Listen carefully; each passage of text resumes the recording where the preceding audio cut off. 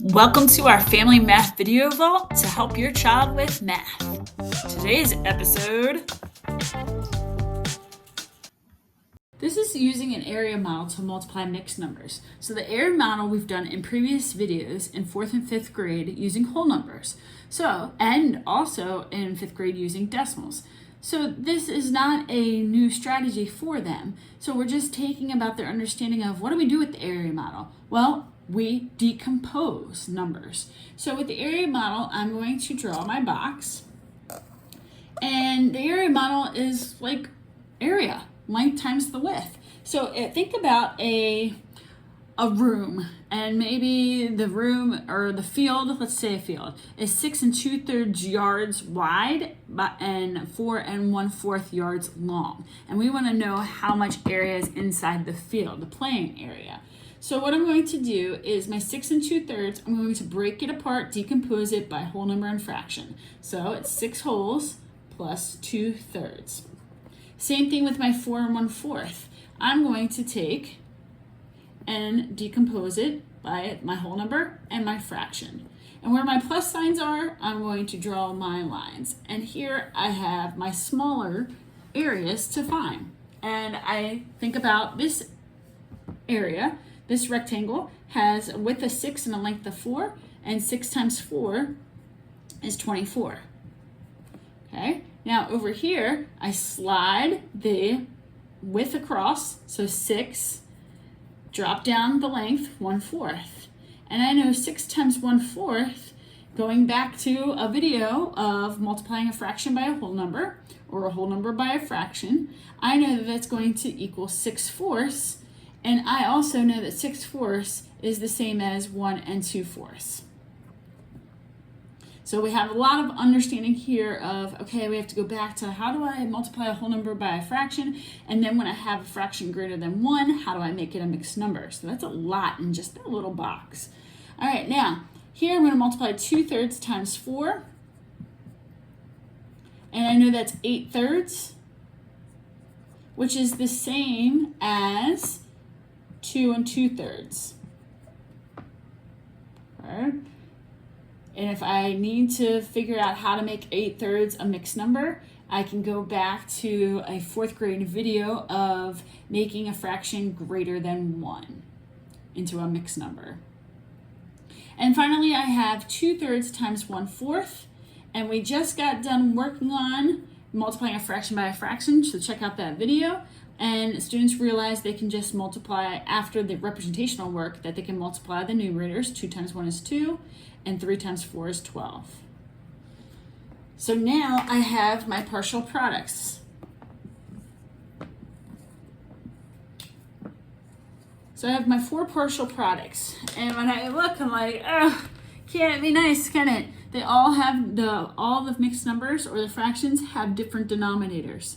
So I need to make a t-chart, but now my t-chart is going to have 3 denominators because 24 is a whole number. So I'm just going to leave that off to the side for now.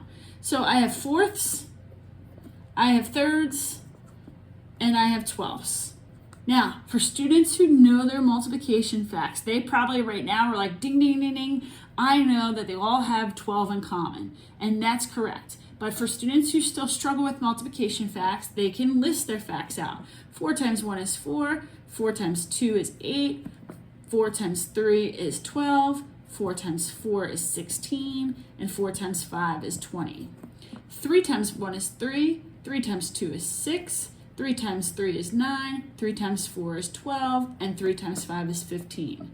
And here, 12 times 1 is 12, I can stop because they all have 12 in common. So now, what do I do with that? I have to make equivalent fractions. So let's start with this one, 1 2/4. 1 2/4 is the same thing as 1 and how many twelfths? Well, 4 times what gives me 12? Look at my chart, 4 times 3. Multiply the top by 3 because 3/3 is 1 whole, and I want to keep the value the same. And when I multiply by the identity property of multiplication, meaning 1 2/4 times 1 whole, it's going to stay 1 2/4. We're just changing how we're partitioning it. So 2 times 3 is 6. So now I have my first mixed number into 12ths. Now, 2 12ths, I don't need to do anything with because it's already in 12ths. So I'm going to write that down right here next to it because I will add it to that. So 1 and 6 12ths plus 2 and 2 12ths equals 1 and 8 12ths. And if I need to, I can cross these out because I've already used them. Now, 2 and 2/3, I need to make into 12ths. So, how many times did I multiply 3 by 12? 3 times 4 was 12. Multiply by 4 on the top because I want to multiply by 4/4, which is 1 whole. 2 times 4 is 8. I didn't do anything to the whole number, so I have 2 and 8 12ths. Okay, now I can add 2 and 8 12ths to the 1 and 8 12ths. All right, so 8 12ths and 8 12ths is 16 12ths. And 1 whole plus 2 wholes is 3 wholes. Now, ding, ding, ding, ding, ding. This fraction is a fraction that's greater than a whole.